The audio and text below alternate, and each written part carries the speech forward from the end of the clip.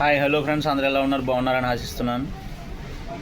ఇవాళ నేను చెప్పొచ్చేది ఏంటంటే, చాలామంది యాక్టివా కానీ, లేదంటే సుజుకి యాక్సిస్, అలాగే యమహా ఫెసినో కానీ, జూపిటర్ తదితర స్కూటీ వాహనాలు దేనికైనా సరే వెనకాల టైరు మార్చుకోవడానికి కానీ, లేదంటే చూపించుకోవాల్సిన పరిస్థితి వచ్చినప్పుడు వెనకాల టైర్ ఓపెన్ చేసే క్రమంలో అబ్బు దగ్గర చిక్నట్టు అనేది ఉంటుంది.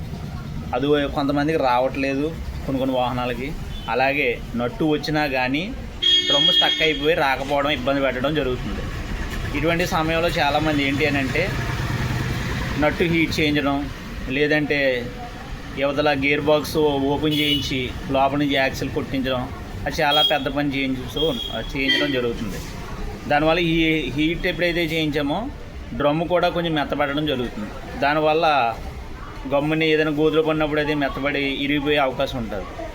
దాన్ని ఏంటి అని అంటే, నేనైతే నా మట్టుకైతే ఓపెన్ చేయకుండానే రిమ్ బయటకు ఓపెన్ చేయకుండానే టైర్ అలా ఉంచి చేస్తాను. అది గమనించండి. మరి మిగిలిన వాళ్ళ విషయం నేను చెప్పను. కానీ ఎందుకంటే డ్రమ్ని పదే పదే కొట్టినా కానీ అది కొంచెం అల్పంగా ఉంటుంది.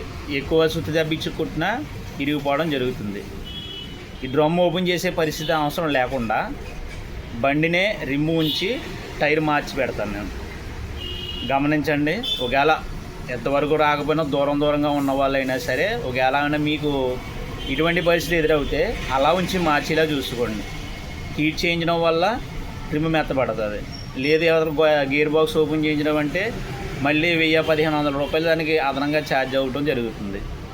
దాన్ని గమనించి ఓపెన్ చేసిన పరిస్థితిని ఈ రకంగా మార్చుకోండి. ఓకేనా ఫ్రెండ్స్? ఇది ఇవాల్టి వీడియో. నచ్చితే లైక్ చేసి షేర్ చేయండి. అలాగే యూట్యూబ్లో విజయ్ టైర్ వర్క్స్ అని ఉంటుంది, దాన్ని సబ్స్క్రైబ్ చేయడం మర్చిపోకండి. నమస్తే.